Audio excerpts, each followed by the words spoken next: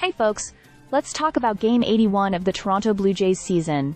A milestone moment as the team hit the halfway mark of the 2025 campaign. And where better for a classic showdown than Fenway Park, facing off against the Boston Red Sox in what turned into a strategic and tightly contested matchup. Now, one of the biggest stories heading into the game was whether Vladimir Guerrero Jr. would be in the lineup. Early signs said no, as he was labeled day-to-day, possibly available off the bench.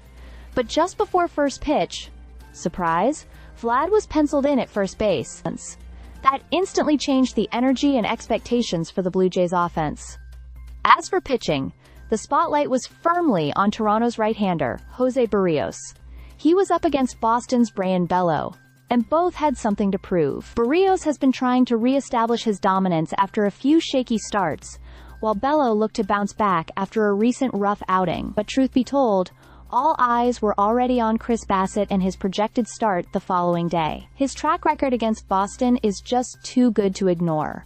Over 11 starts, a 2.84 ERA, 66 strikeouts, and a reputation for going deep into games. You bet that sets a tone for the entire pitching staff.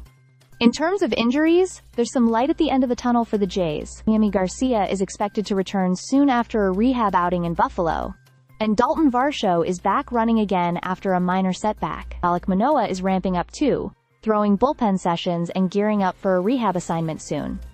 Slowly but surely, the reinforcements are coming. Lineup-wise, Bo Bichette continued to lead things off at shortstop, followed by Addison Barger in right field and Alejandro Kirk behind the plate. George Springer took DH duties, with Vlad back at first and Nathan Lukes patrolling center field. The rest of the lineup was a mix of role players like Ernie Clement and Alan Roden, all trying to seize their moment, with several regulars still nursing injuries.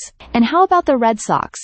Their lineup had a younger, evolving feel, with names like Roman Anthony and Ceddanne Rafaela making more regular appearances. But offensively, they've hit a wall lately, and it showed again in this game. Toronto's arms really tightened the screws, limiting Boston to just a handful of hits the night before, and setting the stage for another strong pitching performance.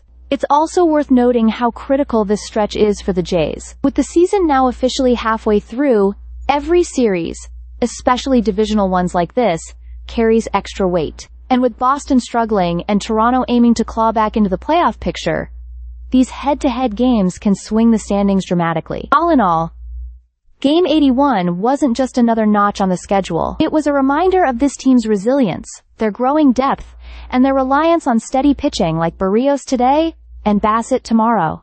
If the Jays can stay healthy and keep this kind of consistency, they'll be in the thick of the playoff hunt down the stretch. Stay subscribed for more videos.